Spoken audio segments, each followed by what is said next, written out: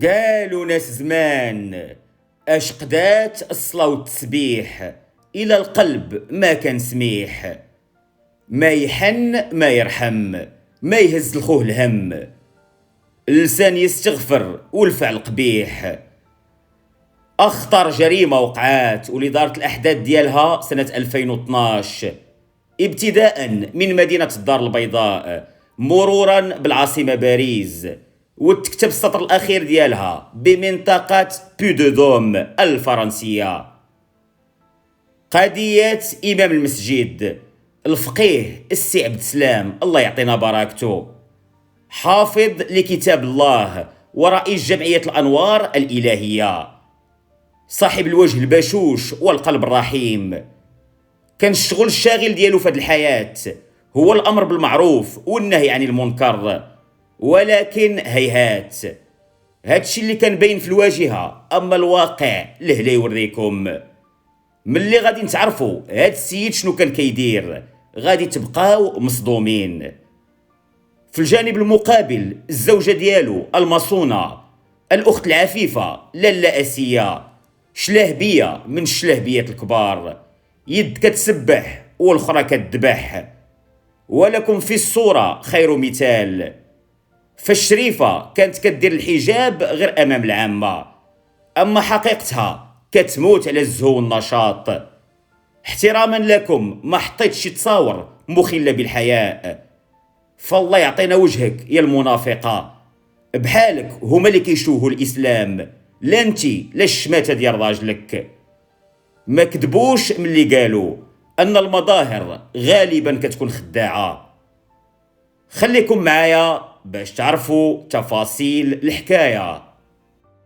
قضية اليوم كلها دروس وعبر.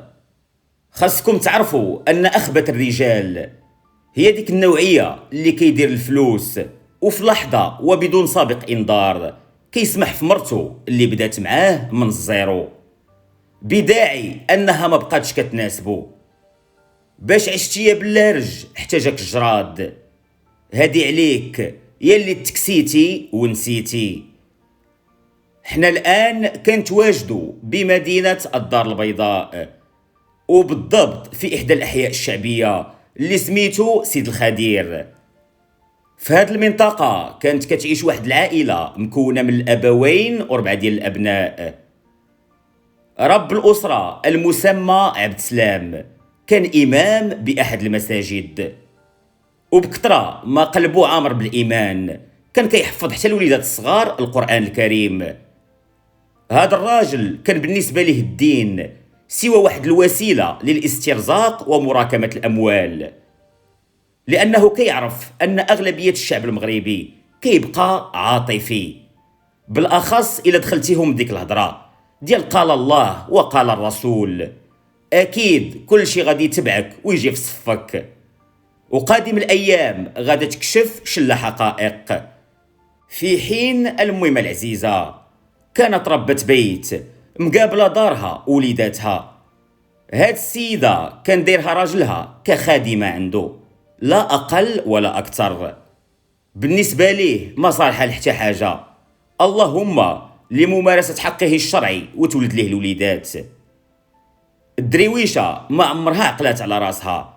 شي نهار السي الفقيه خرجها تفوج ولا قدم لها شي هدية كعربون محبة. كانت تعرض للتعنيف باستمرار، وممنوع عليها تزور حتى الأبوين ديالها، ما خطأ في بعض المناسبات والأعياد. كانت كتنحادر من مدينة زاكورة، فبالتالي ما كانتش كتلقى اللي دافع عليها ولا يسخن لها كتافها. فالرسول عليه الصلاة والسلام وصانا وقال لنا رفقا بالقوارير، ولكن الإمام ديالنا كان كيضرب هذا الكلام عرض الحائط. ما غنتكلموش على الأبناء ديال هاد الأسرة لأن ما عندهم حتى دور في القصة. هاد العائلة كانت كتعيش المفارقات والمتناقضات، فالزوج مهلي في راسو، ما كاين غير الجلال بالبزيوية والسفريات، وفي المقابل مرتو والأبناء ديالو عالم بهم غير الله، كيعرف يوفر ليهم غير المأكل والمشرب وانتهى الكلام. وعليه بقات الأيام غادة على هاد الشاكلة. الفقيه اللي كان كيعرف كيفاش يدير بلاصتو ويتملق لبعض المحسنين، خصوصا صحاب الجالية، كانوا كيصيفطوا ليه دعوة كل عام باش يجي يصلي بهم في شهر رمضان ويعطيهم بعض الدروس الدينية. عبد السلام كان كيحط الرحال بصفة منتظمة بأحد المساجد الموجودة بضواحي باريس. كيلقى كل شي موفرينو ليه، مصاب غير يكون على راحته. والصادم أنه كان عنده واحد الابن صغير معاق، فالسيد كان دائما كيدي الصور ديال ولده معاه، وكيبقى يتودد لبعض أصحاب القلوب الرحيمة باش يساعدوه ماديا، بداعي أنه كيدير ليه حصص ديال الترويض وكيشري ليه عدة أدوية، وهذا الشيء كيطلب مصاريف كثيرة. بخلاصة القول، كان كيعرف من أين تؤكل الكتف، وعنده الإجازة في دغدغة المشاعر. كن على يقين أنك إلا جلستي معاه ما غتحس براسك حتى غتلقى الدموع كينزلوا من عينيك. في إحدى السفريات بالديار الفرنسية غادي تعرف لأول مرة على واحد السيدة سميتها أسية. هاد المرأة كان فايت ليها مطلقة وما عندهاش وليدات، كتبان عليها عندها الفلوس بحكم البلاصة اللي كانت ساكنة فيها ونوع السيارة اللي كانت كتملك، رغم أنها في الأوراق الرسمية كانت عاطلة عن العمل ومقتصرة على أخذ المساعدات من الدولة. ولكن لا عليكم، الحاجة اللي كانت مخليها تعيش حياة الرفاهية هو الأخ ديالها اللي ما كان سوى بائع للمخدرات. كان كيكتب لها كل شيء في سميتها باش هو ما يبانش في الواجهة ويحاول يضلل العدالة. سبب اللقاء ديالها مع الفقيه هو أن أسية طلبت منه يدير لها الرقية الشرعية. كان الحلم ديالها هي تلقى لها شي راجل اللي يعقد عليها. هاد المرأة كان عندها مشكل في الإنجاب، ما كانتش كتولد، وأصلا هذا هو السبب اللي خلى زوجها الأول يطلقها. ما علينا، السي عبد السلام قال لها على الراس والعين، قرأ عليها ما تيسر من القرآن الكريم ودار لها بعض الطقوس التي كان يجيدها. لما السيدة بغت تعطيه الفلوس هنا كتكون المفاجأة. قال لها الله يهديك، شنو كديري؟ هادشي راه بالمجان، الله يجعله في الميزان المقبول. وصل لها الرسالة أنها متبوعة بالعين ومحسودة، وهذا الأمر كيتطلب عدة حصص باش تكون الأمور طيبة. الإمام قال لها خسارة، راني مدروك بالوقت وكنجلس بباريس غير مدة شهر. لو عندك الإمكانية ملي تدخلي للمغرب إن شاء الله حاولي تزوريني في العنوان الفلاني وغنبقى معاك تنحلك هذا المشكل. من خلال واحد الدردشة اللي كانت خفيفة تبين أن حتى أسية كتنحدر من مدينة البيضاء. يا لها من صدفة. المهم تبادلوا الأرقام وكل واحد زاد خلفه مع الطريق مشى يقابل صوالحو. دازت السفرية بسلام وأمان، ورجع عبد السلام يزاول المهام ديالو بالمسجد اللي كان كيأمن فيه الناس بمنطقة سيد الخدير. كان كاري واحد المحل صغير في إحدى الزقاق مخصص للرقية الشرعية وبيع بعض المواد بحال المسك وكتب دينية وما إلى ذلك. وإلا اقتدى الحال حتى ملي كيكون شي عزو ديال شي سيد أو سيدة يلا توفى كتلقاه تما، بمعنى السيد كان على طول النهار كيذكر الله وكيستغفر. أما المنزل ديالو راه كان كيتوجه ليه حتى للتالي ديال الليل، كيضربها ليه بنعسة والغد ليه كينوض يجمع الوقفة يخرج يقلب على راسو. الفقيه كان كلشي كيحترمو وكيحظى بواحد الوقار من نوع خاص. كلشي كيشهد ليه أنه من خيرة رجال الدين في المدينة.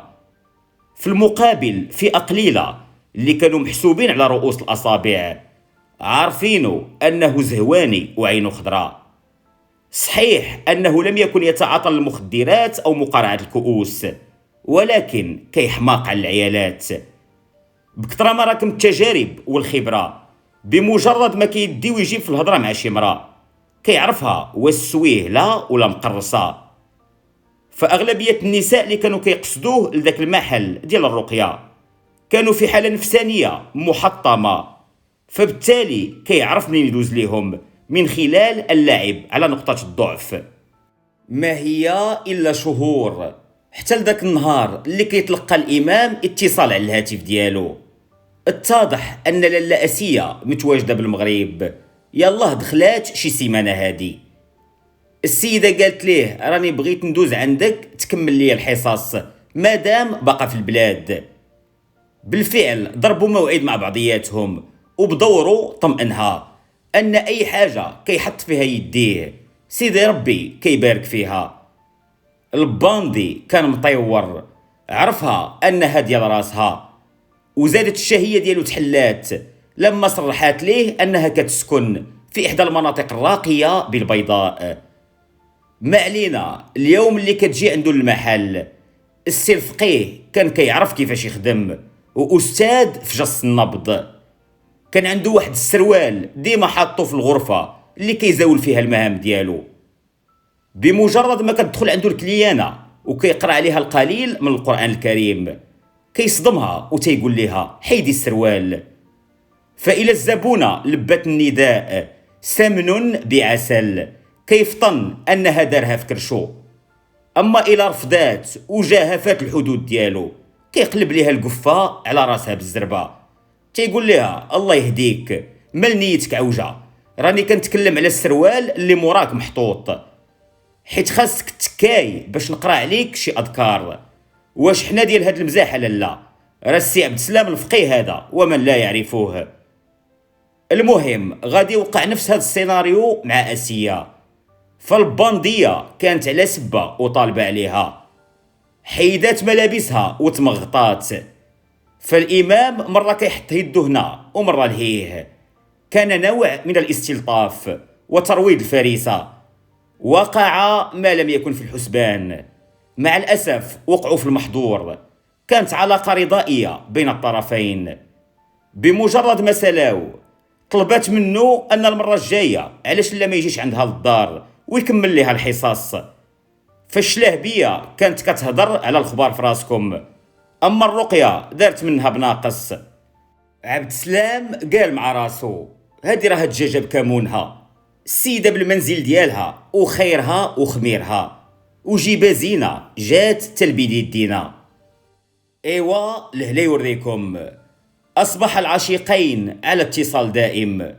فالفقيه اللي كان دائما كيدعي معاها في الأول ولا كيعرف غير الكلام المعسول والرومانسي. هاد السيدة كانت محجبة وعلى علم أنه مزوج وعنده 4 ديال الأبناء. ما فكراتش في شنو يقدر يوقع لديك الدريويشة ديال مرتو بسببها. دائما كنذكركم أن عدو المرأة الأول هي المرأة نفسها. أصبحت الأمور لا تبشر بالخير، فإلا كنتو كتظنوا أن الحب ديال الصغر صعيب فالله ينجيكم من البغو ديال الكبر. الشريفة العفيفة يالله ولات باغا تعيش الأجواء على أكمل وجه. كانت كتطلق لي هذاك السالف وتزين وكتبقى تساين في السير الإمام بين ما صلى بالمصلين ويلحق عليها بالسكن الخاص.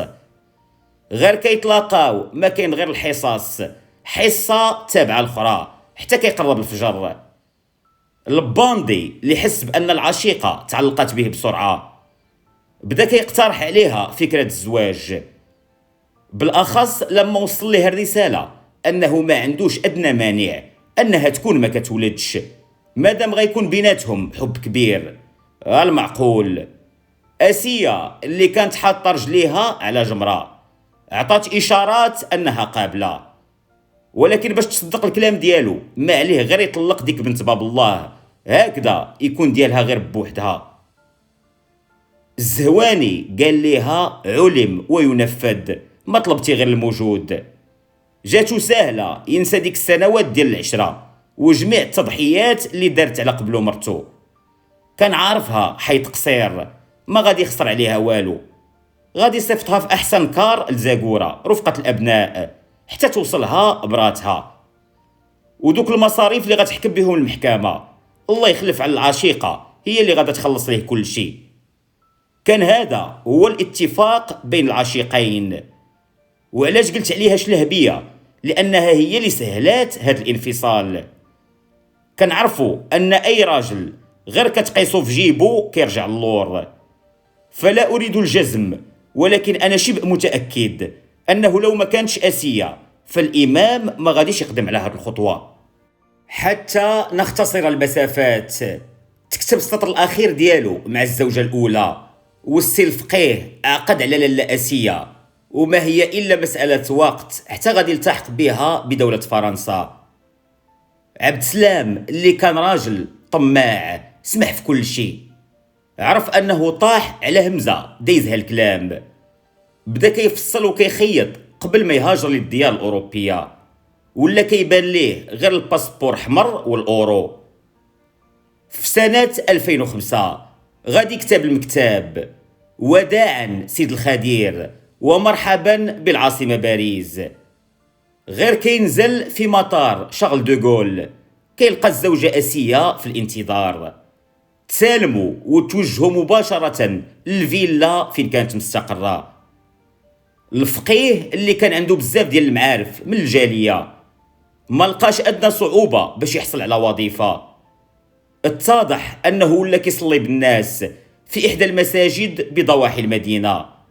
وغنزيدكم من الشعر بيت: غير داز شي شهور قليلة قام بإنشاء جمعية خيرية تحت اسم الأنوار الإلهية. كان الغرض منها جمع التبرعات لمساعدة بعض المهمشين في المغرب. في الواقع ما كانت سوى وسيلة للنصب على عباد الله. كان كل مرة خرج لهم بكذبة: راه كاينه فلانة باغا دير واحد العملية على القلب، مرة شي قرية ماليها ما عندهمش الماء باغين يحفروا واحد البير. ما شاء الله تبين أن الأمور طيبة والفلوس داخلة بحال الروز. عبد السلام اللي كان غير دريويش أصبح يتعنقر. غير تبلد شوية ولا كيعرف القوانين الفرنسية. فتح ليه شركة للصيانة وهي اللي كانت مكلفة بالجامع اللي كيصلي فيه. كان دير في الأوراق أن آسية هي المسيرة ديالها، هكذا يبقى بعيد على سين وجيم. بخلاصة كان كيضرب حب وتبن يحصد الأخضر واليابس. شوفوا اللهفة فين كتوصل مولاها.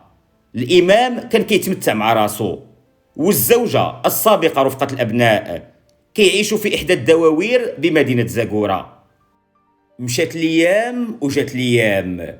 عبد السلام بدا كيعرف الصغيرة والكبيرة على مرتو، خصوصا لما سنحات ليه الفرصة باش يتلاقى مع الأخ ديالها الكبير اللي كان بائع للمخدرات. فالفقيه قال مع راسو: مادام الحشيش موجود عند نسيبي علاش لا ما نستافدش بدوري بالكعكة. القضية راها كتبغي غير شوية ديال الزعامة وقصوحية الوجه، وهذا الأمر الباندي كان عنده بالفطرة. كتعرفوا على أن الممنوعات اللي كتجيب للمغرب كل ما غرقات في أوروبا كل ما الثمن ديالها كيتزاد. فمثلا كيلو ديال الحشيش في إسبانيا ما غاديش يكون بنفس المبلغ إلا شريتيه من فرنسا. بخلاصة القول كل ما طلعتي للدول الإسكندنافية كيولي الثمن ديال الكيلو أضعاف مضاعفة. لاله آسية والسي الفقيه كانوا كيحملوا السيارة بكيلوات من مخدر الشراء وكيديوها لدولة الدنمارك.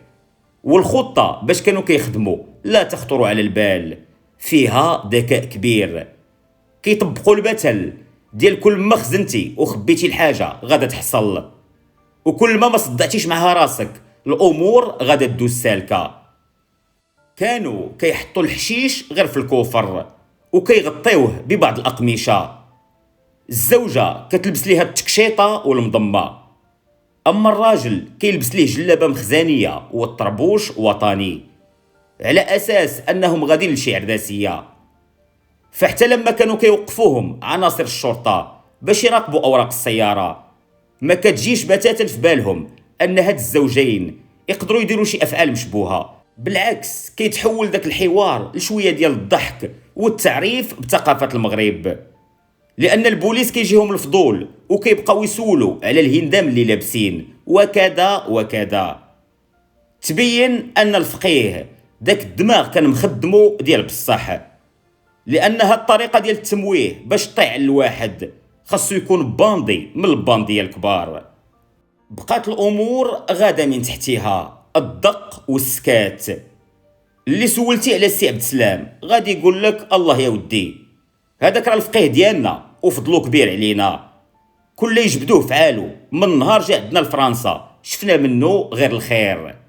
في ظرف 4 سنوات قدر يراكم ثروة طائلة، ولكن في سنة 2009 صادفاته مشكلة كبيرة، وهي أن العوينة منين كان كياخد الحشيش ويعاود يبيعو ما بقاتش.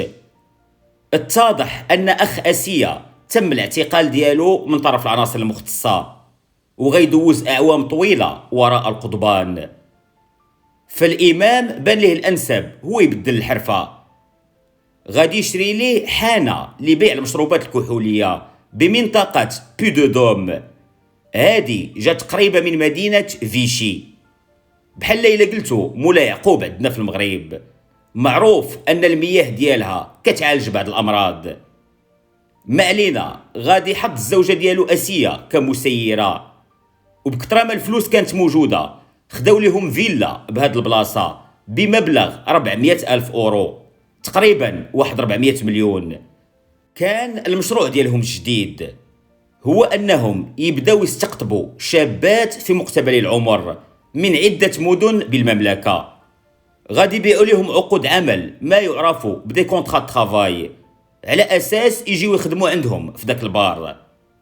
هاد الباندي كان جد ماكر، باش يتحايل على السلطات كان كيدير ما يسمى بكونطرا باغ التيرنونس، كيدعي أن هاد البنات غادي يجيو من أجل التدريب أو التعلم، باش حتى إلا قررت شي وحدة تهرب تحمل مسؤوليتها الكاملة. بمجرد ما كانوا كيجيو لعندو كيجردهم رفقة الزوجة من جميع الوثائق، كان كيحيد لهم الباسبور وكيجبرهم على ممارسة الفساد مع الزبائن اللي كانوا عنده في الحانة ديالو. وباش نحطكم أكثر في السياق وتفهموا مزيان، كان كيدير في مدة العقد 6 أشهر مقابل 10 ملايين اللي كتسلمها ليه الضحية. دبرات على شي راجل في هاد الفترة الله يسهل عليها، خرجت خالية الوفاض راه كيستغلها في البغاء والرذيلة، غير كتسالي ليها الكونطرا كيرجعها للمغرب، ومريضنا ما عنده باس. فالشلاهبي حتى الجامع اللي كان خدام فيه بباريس دار منه بناقص، لا هو لا ديك الجمعية. أصبح كيعيش بصفة دائمة بمنطقة بي دو دوم. وعليه بقات الأيام غادة على هاد النحو. فأسيا اللي كانت هي اليد اليمنى ديال راجلها كانت مخصصة واحد الغرفة بالفيلا ديالهم غير لهاد الشابات مسكينات، دايرين فيها 6 ديال الأسرة كينعسوهم بحال السردين، لأن البيت كان صغير بزاف. كانت كتهددهم بواحد الفردي اللي كان خلاه ليها خوها بائع المخدرات، وعقلو مزيان على هاد المعلومة. كانت كتقول لهم اللي فكرات تمشي عند البوليس أو تحل فمها مصيرها غيكون الموت، وحتى حد ما يسيق ليها الخبار. فهاد الزوجين كانوا كيجيبوا غير دوك البنات اللي عاشوا في مناطق مهمشة، يكفي غير تخرج فيها عينيك والأمور غتكون طيبة. ما علينا، في أواخر سنة 2011 كانت واحد الصبية سميتها بديعة، الأصل ديالها من مدينة برشيد. من خلال بعض الأقارب تعرفات على السي عبد السلام ملي كان في المغرب، فطلبات منه أنه يساعدها باش تمشي لفرنسا مقابل مبلغ مالي جد ثمين. بالفعل اتفقوا بيناتهم، وكان مقرر أنه غيدير معاها نفس الخطة. هاد البنوتة كانت زوينة بزاف وجسمها يسيل اللعاب، وراكم عارفين الفقيه ديالنا كيموت على ممارسة الحصص، بالأخص لا كانت شي سنان الحليب باقا فتية. كانت كتبلغ من العمر 23 سنة، حالها عالم به الله وعيب على الواحد يطمع فيها. باها مسكين عطاها جميع المدخرات اللي جمع طيلة حياته باش تهاجر للديار الأوروبية، طمعا في مستقبل زاهر. المهم ملي كتوصل بديعة لمنطقة بي دو دوم، دوزات ليها غير شي ايام قليلة بديك الحانة. فعبد السلام اللي كان جد قاسي مع البنات اللي كيبيع لهم الكونترات، كان حنين بزاف مع هاد البنوته. السيد كان طامع في لحمها، فطلب من اسيا علاش لا ما تخدمش عندهم بالفيلا من هانيت تقابلهم، اما في الاوراق راها جايه على اساس التدريب. الزوجه جاتها المساله غريبه ودخلها الشك، قالت ليه شنو جاك بالسلامه حتى طاحت عليك هاد المحنه وما بغيتيهاش تمارس الفساد كيف ما كدير مع البقيه. فالامام جاوبها ان الاب ديال بديعه كيملك واحد الارض تابعه للمجال القروي، وهو ساق الخبار انه في قادم الايام غادا تدخل للتقسيم الحضاري، يعني الثمن ديالها غادي يتضاعف 10 ديال المرات. قال لها خلينا نطبطبوا على البنيه ونضربوا عصفورين بحجر واحد، نستغلوها في الشغل ديال الدار وتبقى ديما معانا، والثانيه الوالد ديالها ملي غادي يشوفنا مهلين فيها غادي يرطاب وناخد من عنده ديك البقعه غير بارخص الاثمان، ما غيقدرش يخسر لي الخاطر. واحنا بحال المنشار طالعين واكلين ونازلين واكلين. اسيا قالت ليه وهادي ضربت معلم، احياني عليك يا الباندي، ما عرفت فين قريتي هاد الشي. بالفعل اصبحت الشابه كتعيش رفقه الزوجين بالفيلا، وهي الوحيده اللي كان عندها الامتياز الدخول ليها. اما دوك البنات الاخرينات راه لايحينهم في داك البيت اللي كان منفصل على السكن الرئيسي. الفقيه بدا كيستغل غياب الزوجه اللي غالبا كتكون واقفه على شغلها في داك البار. الحريمي بدا كيستلطف بالصبيه، فالسيد اللي دوزها على البوليس وعباد الله لسنوات طويله ما غاداش تغلبو درويشه، يالله قالت بسم الله في الحياه. ربما غراها بالزواج او شيء من هذا القبيل. المهم السي عبد السلام درك المراد، اتضح انهم وقعوا في المحظور، وعلى ما يبدو كانت الحصص مكثفه. الامام بدل المرقد وخدا راحته، ما حدو يذوق من العسل ويطلب في الزياده. كانت الامور غاده بين تحتها، ولا اسيه في دار غفلون ببساطه لانها ملي كترجع في الليل للدار كتلقى الزوج محزم ليها. بمجرد ما كيصلي صلاته وكيستغفر مولاه كينوض يمارس معاها حقه الشرعي. فالزوجه كتقول مادام الراجل باقي على نفس الوتيره راه كلشي مزيان. السي الامام اللي كان حاضي جنابو واي خطوه كيقدم عليها حتى كيدرسها مزيان، فلتات ليه واحد المساله. الشابه بديعه حملات، ها اللي قلنا وفكها يا من وحلتيها. عبد السلام كان في حيره من امره، خصوصا لما عرف ان البنوته كانت رافضه فكره الاجهاض. هو على علم ان الزوجه اسيه شلهبيه وكتقبل تاكل فلوس الحرام وتضحك على بنات الناس، كل شيء تقدر ديرو معاه الا الخيانه كتعتبر عندها خط احمر. الفقيه بقى غير كيبقلل في عينيه وكيفكر كيفاش يحل هذا المشكل اللي لقى قدامه. فدوام الحال من المحال. الامام اللي كان كيتبورد ولات ملي كترجع الزوجه ديالو كتلقاه محوز ليه الركينه وبالو شارد. السيد غير ساهي، كانت كتسولو مالك وليتي مضيوم، كيبقى عليها بالاعذار وكيحاول يسلك راسو. الوقت كيفوت والكريشه ديال الشابه غادا وكتبان. فشحال ما طالت الايام ضروري ما المساله غادا تفضح، وهذه حاجه مفروغ منها. عبد السلام قرر انه يعترف الاسيه، لربما تقدر تسامحه حسن ما انها تسيق الخبار غير بوحدها. فالزوجه تقلقات وغضبات بزاف، عوض ما تلوم راجلها توجهات عند بديعه وقامت بالتعنيف ديالها ونعتها بابشع الصفات. الزوج ما كانش كيقدر يخسر الخاطر الاسيه، فكل شي كاتبو في سميتها، وبالتالي الى خلاته وطلبت الطلاق غادي يرجع اسفل السافلين. وعليه في سنه 2012 وبالضبط يوم 13 مارس. كان يوم عادي بالنسبة للزوجين، ولكن بمجرد ما كيفيقوا كيتضح أن بديعة هربات. عبد السلام عيا ما يقلب عليها وسول عليها حتى دوك البنات اللي كان محتجزهم بالفيلا، غير هي بدون أي نتيجة. آسيا أول حاجة قالت ليه هي نتوجهوا عند العناصر الأمنية نديروا شكاية ديال الاختفاء، هكذا نبقاو بعاد على صداع الراس. بالفعل توجهوا لإحدى المراكز وعلموا الشرطة أن واحد البنت كانت كتشتغل عندهم في الحانة غبر لها الأثار.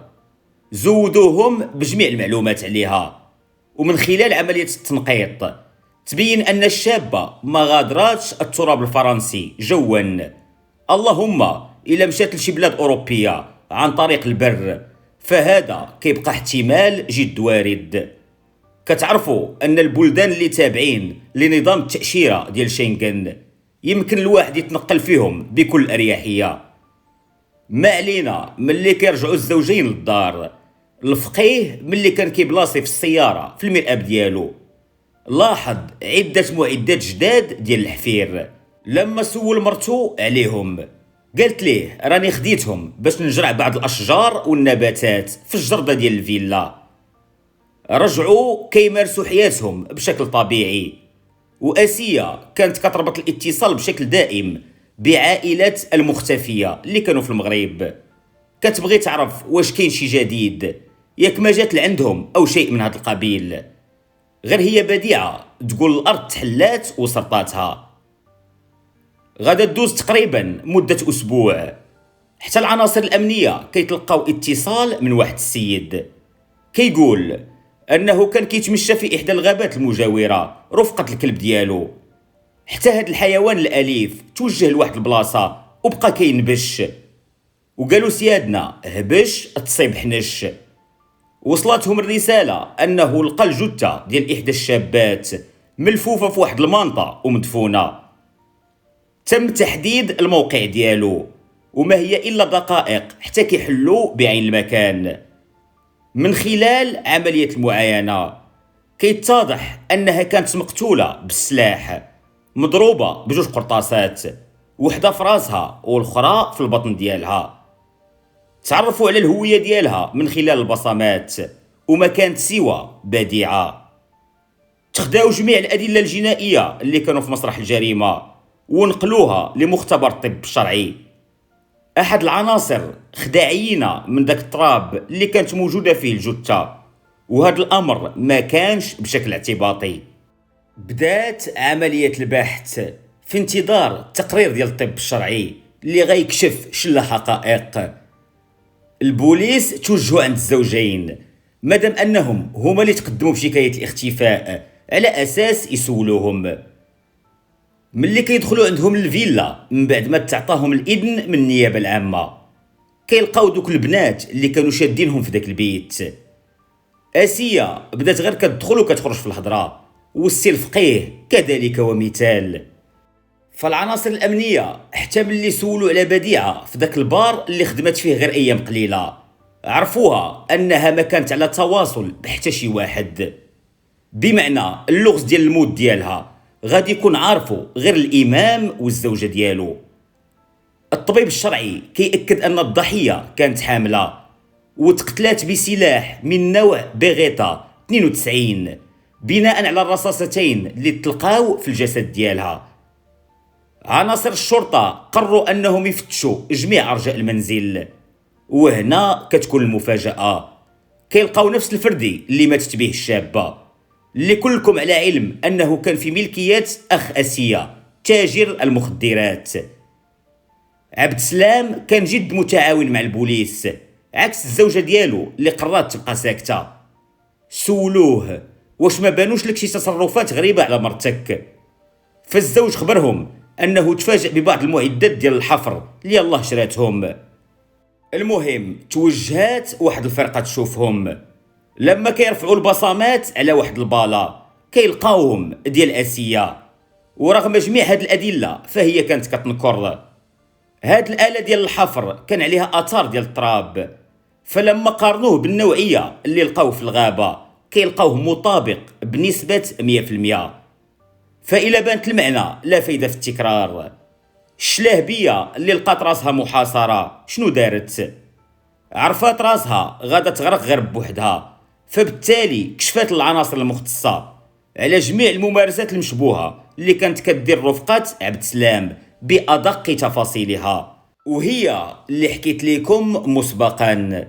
ولكن السؤال المطروح، كيفاش قدرات آسيا تطلق القرطاس على الشابة بلا ما يسمعها حتى واحد؟ ببساطة لأنها كانت كتوفر على كاتم للصوت. تمت مصادرة مبلغ 180 مليون اللي لقاو عندهم في الدار وما قدروش يبينوا المصدر ديالو منين. أما الدافع فالمجرمة كانت كتقول أنها كانت باغا تنتقم من بديعة. تمت إحالتهم على المحاكمة وبدات الأطوار ديالها. غادي تحكم على عبد السلام ب20 سنة من السجن بتهمة الاتجار في البشر وتحصيل منفعة مالية بطرق مشبوهة، زائد خرقه للقوانين الفرنسية عن طريق بيعه والتلاعب في عقود العمل، بالإضافة إلى إجبار الضحايا على ممارسة الفساد والبغاء مع توفر ركن الاحتجاز والاختطاف. جميع هذه التهم توجهات كذلك للزوجة ديالو. غادي تحكم على آسيا بالسجن المؤبد بتهمة القتل العمد ومحاولة إخفاء الجثة وتضليل العدالة. وبهذا غادي يكون تكتب السطر الأخير ديال قضية اليوم. ودائما وأبدا شعارنا الدائم: لا يصح إلا الصحيح.